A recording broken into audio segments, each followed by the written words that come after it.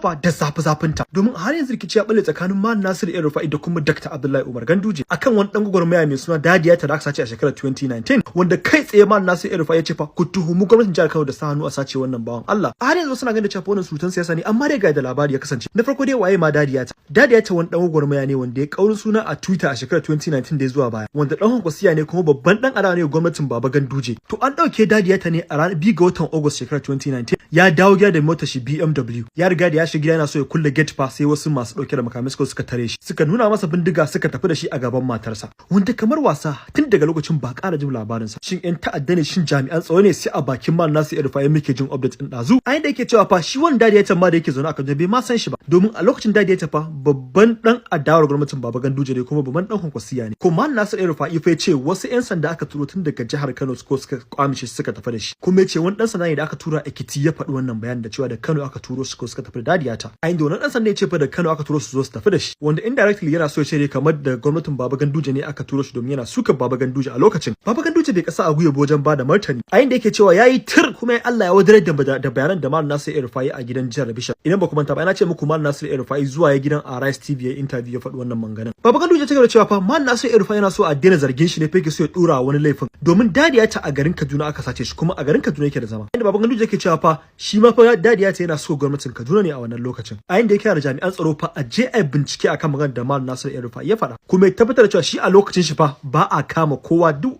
akwai freedom of speech wanda kai tsaye aka kawo maganar Mubarak unit picking wanda aka dauke shi akan yayin manganu akan kamar mata gwamnati ne ko mene I cannot remember the details a takaice ne Baba Ganduje ce fa shi ma fa zai iya maka Malam Nasiru el-Rufai a kotu a halin yanzu suna ganin cewa fa wannan abin magana yan siyasa ce kawai domin Malam Nasiru el-Rufai zai faɗa domin ya bata wa Gandujen karin shi saboda shi dan APC ne kamar dai shi ma yana ADC da sauransu dai abin siyasa ne a takaice wasu suna ganin cewa fa